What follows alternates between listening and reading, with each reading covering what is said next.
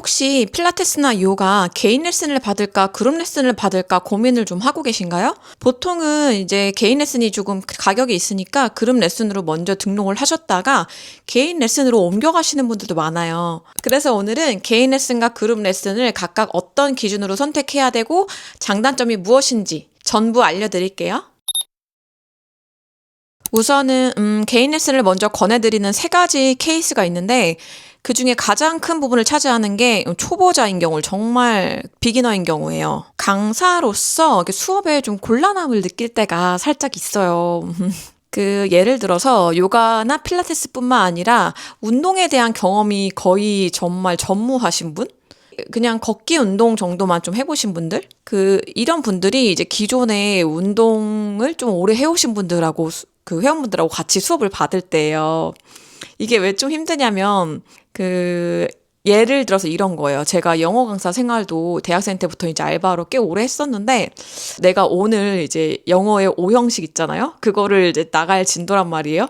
근데 갑자기 내 수업에 ABC도 어려워하는 학생이 온 거예요.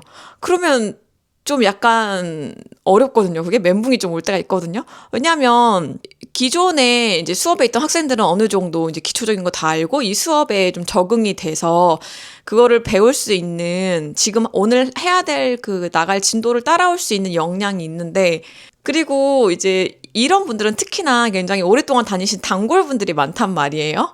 센터에. 근데 오늘 처음 ABC도 잘 모르는 분이 등록을 하셨어요. 근데 이분들이 사실 얼마나 큰 마음 먹고 오셨겠어요. 운동을 안 하다가 새로 시작한다는 거는 진짜 큰 다짐을 한 거잖아요. 굳은 마음을 가지고 정말 해봐야겠다, 좋은 마음을 가지고 오셨을 텐데, 내가 만약에 기존에 원래 하려고 했던 수업을 그냥 진행했을 때 이분들이 얼마나 또 힘들어하고 그 굳은 결심한 마음으로 운동을 시작했는데 나한테는 안 맞아 이러면서 막 그만둘 수도 있잖아요. 그렇다고 해서 제가 이 처음 오신 분 초보라고 해서 그분에 따라서 수업을 조금 변경해서 맞춰드리게 되면은 기존의 회원분들은 또 그게 만족이 안 될 수도 있고 약간 서운해하시는 분들도 간혹 계시고, 그러니까 이게 그 2가지를 다 만족시키면서 그날 바로 수업을 변경하면서 진행하는 게 진짜 쉽진 않거든요. 물론 그것들을 당연히 강사의 역량이지만 그것도. 우리 신체에도 신체 지능이라는 게 있어요. 재밌는데요. 흔히 말해서 운동신경이라는 단어라고 표현할 수 있을 것 같아요. 내 두뇌랑 몸이 연결되는 속도라고도 볼 수 있을 것 같아요. 예를 들어서 내가 몸을 많이 써본 경험이 없는, 그러니까 신체 지능이 아직 그렇게 발달하지 않은 분들은 막 그런 프로그램을 진행하잖아요. 그러면 오른손을 드세요 해도 이게 오른손인지 왼손인지 막 헷갈려요. 그게 좀 약간 거짓말 같죠? 어떻게 사람이 왼손이랑 오른손도 헷갈려? 막 이렇게 말씀하실 수 있는데 진짜 그래요. 거의 90% 이상 분들이 그래요. 운동 경험이 없으신 분들은. 그리고 이게 이상한 게 아니에요. 당연한 거거든요. 어쩌면. 왜냐면 그만큼 내가 몸과 두뇌가 빠른 연결이 안 되니까. 그리고 그러다 보니까 이제 정말 초보자분이 수업에 들어오시면은 강사로서 단체 수업인데도 불구하고 이제 그분들까지 같이 케어를 해야 되니까 같은 큐잉이라고 하거든요. 그 말씀을 계속 몇 번이고 드리게 되는 거예요. 오른팔을 다시 드세요. 그리고 그분을 더 많이 신경 쓰게 되고, 그러니까 이게 다른 회원분들 입장에서는 단어를 같은 큐잉을 여러 번 듣는 게 조금 피로감을 느낄 수도 있는 거죠. 나는 이미 잘하고 있으니까. 그래서 이게 결국은 정말 강사는 강사대로 되게 신경을 많이 쓰는데 기존 단골 회원분들대로 만족이 안 될 수도 있고, 또 초보자 회원분들대로 또 만족이 안 될 수가 있으니까 이게 정말 쉽지 않거든요. 이제 여기까지는 강사 입장인 거고, 이제 회원님의 입장에서 보자면 이게 오히려 더 안 좋을 수도 있어요. 왜 그러냐면 이게 신체라는 게 그렇거든요. 내가 어떤 어떤 부분을 위해서 어떤 목적을 갖고서 운동을 해요. 근데 이제 운동의 어떤 양이라고 해야 되나? 운동의 양만큼, 양이라고 표현하면 조금 이상하려나? 아무튼 운동의 방향만큼 내가 그 정도 받쳐주는 근육이 없으면 이제 모자라면은 다른 부위를 쓰게 돼요. 이거를 이제 보상작용이라고 하는데, 예를 들어서 요가나 필라테스나 손으로 바닥을 짚는 동작들이 꽤 자주 있단 말이에요.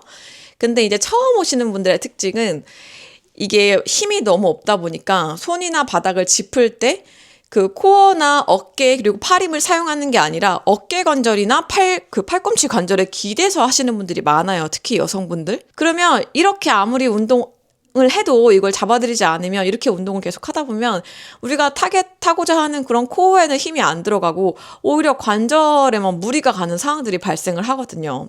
그래서 그런 분들 같은 경우는 이게 관찰을 좀 해보고 그분들에게 맞는 동작을 따로 이제 코어 운동을 처방해 준다던가 아니면 이렇게 하셔야 돼요라고 힘이 없을 땐 또 다른 동작으로 이제 변형을 해서 안내를 드린다던가 그래야 이제 그분들이 목적을 달성하는 데 도움이 되거든요. 그 운동을 시작한 목적을 달성하는데. 근데 이게 사실 그룹 레슨이잖아요. 그러니까 정해진 시간 내에 어떻게 진도를 해야 되다 보니까 그분들을 상세하게 모두 다 이제 신경 써드리기는 어려운 거죠. 그래서 강사도 어느 정도는 이제 조금 알면서도 넘어가야 될 부분들이 있는 거예요. 개인적으로는 조금 안타깝죠, 많이. 네. 그리고 이제 그 초보자분들에게 굉장히 디테일하고 신경을 많이 써서 이제 그룹 수업임에도 불구하고 그분에게 붙어서 이렇게 말씀을 드린다고 해도 사실 몸이 그 정도 따라오지 않잖아요. 우리가 두뇌로 인지하는 거랑 내 몸의 신체 능력은 다르니까. 그게 왜냐하면은 물론 역량, 유연성, 힘의 역량 이런 것도 있겠지만 그것보다도 사람 몸에 남아있는 그 신체의 습관이 있어요. 근데 이제 그 신체 습관, 내가 내 몸을 쓰는 그 습관이죠? 이게 조금 건강하지 않게 안 좋은 방향으로 자리 잡히신 분들은 그래서 그냥 일상생활을 해도 많이 이제 아프기도 하고 불편하기도 하고 그러는 건데 이런 분들은 운동을 그냥 하잖아요? 그러면은 자기가 원래 쓰던 신체 습관대로 그대로 운동을 할 확률이 상당히 높아요.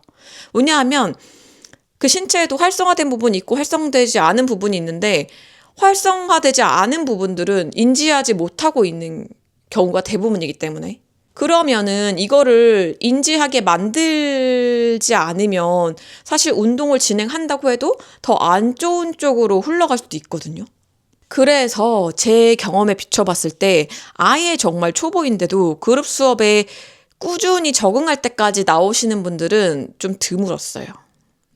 그게 이제 물론 그분들 중에서도 정말 성실하게 제가 숙제를 따로 내드리는 대로 정말 열심히 해오시고 왜냐면 그분들은 정말 ABC를 모르시니까 만약에 오형식 그 수업에 참여하려면 일단 기본적인 것부터 따로 공부를 해와야 되잖아요. 그래서 그분들한테 숙제를 내드리기도 하는데 그거를 해오시는 분이 사실 드물죠. 네. 근데 그 중에서도 따라오시는 성실하게 정말 열심히 그 따라오시는 분들은 너무 제가 감사하게도 정말 그 뿌듯함과 보람을 느끼면서 같이 하셨던 분들도 계신데 사실은 대부분들이 이제 초보자가 그냥 기존의 수업에 참여했을 때는 저도 강사도 걱정이 되니까 이제 수업 전후로 정말 많이 신경 써서 케어해드리고 해도 그 많이 헤매고 되게 힘들어하세요. 몸도 당연히 힘들고 정신적으로도 조금 힘들어하시고 그게 왜냐하면은 그게 다른 사람 신경을 안 써도 사실 상관이 없는데 사실 요가가 그렇거든요. 정말 나에게만 집중하고 나와의 대화 소통을 통해서 나를 만나는 과정인데 초반에는 그런 거를 당연히 어려워해요. 그래서 내 주변 사람들은 이렇게 다 너무 잘하고 쉽게 하는데 나는 이게 너무 안 되니까 자괴감도 느끼고 뭔가 좀 창피하기도 하고 이런 마음이 드는 거예요. 그래서 이거를 사실 방지하고자 저도 정말 많은 고민과 노력을 했었는데 같은 그룹 수업을 다 다른 대상이 오니까 그룹 수업을 해도 한 동작당 한 3가지 옵션까지 드리거든요. 4가지까지 드리고 그러니까 초보자분들은 이걸 하세요. 숙련자분들은 이렇게 하세요. 같은 원리를 가지고 있는 움직임들을 드린단 말이에요. 근데 이제 본인이 초보자인데 더 열심히 하고 잘하고 싶으니까 숙련자 동작을 이제 선택해서 하시는 분들도 있어요. 그 동작이 안 나오는데도. 그런데 그럴 경우엔 오히려 그게 그분들의 신체 성장을 방해하거든요. 그러니까 이게 사람이 사실 옆 주변 사람 신경 안 쓰기가 초보자분들은 더 어려우신 거예요. 이제 그러다 보니까 이제 나는 오히려 여기가 아프다 막 이러면서 포기하고 그만두는 분들도 계시고 그래서 이런 분들 같은 경우는 오히려 목표 달성과 더 멀어지게 되니까 차라리 개인 레슨을 먼저 받다가 그룹 레슨에 참여하시는 게 훨씬 좋습니다. 네. 그 개인 레슨은 그 사람에게 맞춰서 수업이 진행되잖아요. 뭐 예를 들어서 철저한 맞춤화가 가능하고 그분의 뭐 성별, 나이, 뭐 직업 관련해서 맞춰드릴 수도 있고 또 어떤 성향이나 몸 관련해서도. 근데 단점은 선생님이 나만 보는 게 좀 부담스러운 분들도 계시고 그리고 또 가격이 좀 높잖아요. 그래서 제가 생각했을 때 분명히 개인 레슨은 필요하신 분들이 꽤 있는데 계신데 이거를 보완할 수 있는 단점이 뭘까 했을 때 온라인으로 레슨을 진행하는 거거든요. 개인 레슨을. 이게 온라인으로 진행하게 되면은 서로 이동 시간도 빠지고 그리고 그 임대료가 안 들어가니까 그 공간 임대료가 안 들어가니까 비용을 조금 낮출 수 있는 여지가 있는 거예요. 그러니까 개인 레슨의 그 단점이랄까? 좀 개인 레슨에 접근하기 어려운 점 중 하나인 비용을 살짝 낮출 수 있다는 거. 그리고 두 번째는 선생님이 나만 보는 게 조금 부담스러워요. 이런 분들에게는 오히려 온라인으로 이제 떨어져 있는 상황이다 보니까 조금 더 부담을 훨씬 덜 느끼시더라고요. 그래서 제가 앞서 말씀드렸던 케이스에 해당하시는 분들은 좀 개인 레슨을 온라인으로 저한테 받아보시는 것도 좀 추천을 드리고 싶어요. 그리고 간혹 선생님이 나만 정말 깊게 케어해줬으면 좋겠어요 라고 해서 개인 레슨을 선택하시는 분들도 계시거든요. 저는 이제 평소에 가진 몸 상태뿐만 아니라 그날의 기분이나 몸 상태까지도 파악을 하면서 레슨을 드리기도 하고 그리고 또 제가 명상 코치로도 활동을 하고 있어요. 마음 상태도 이제 얘기를 듣고 어떤 명상이 좀 필요하시겠다 이러면 좋겠다라는 생각을 가지고 이제 안내를 드리고 있어요. 또 마지막 세 번째 타입으로 이제 개인 레슨을 원하시는 분들은 이미 어떤 질환을 갖고 계시고 통증도 좀 심하신 분들 이세요. 이게 허리 디스크가 많이 진행되신 분들, 이분들은 뭐 정도에 따라 조금 다르긴 하겠지만 거의 이 정도까지 가면은 이제 이미 척추, 뭐 골반, 목, 어깨 등 정렬이 다 무너져 있는 분들이 있어요. 근데 당연히 운동의 기본 먼저 움직임이나 이런 거에 대한 경험이나 인지도 굉장히 낮으시고 그러니까 이런 분들은 사실 온라인에서는 제가 느낄 때 한계가 있다고 생각하거든요. 이런 분들은 오프라인으로 꼭 잘하시는 데를 가셔서 1대1로 케어를 받으시기를 강력히 권해드려요.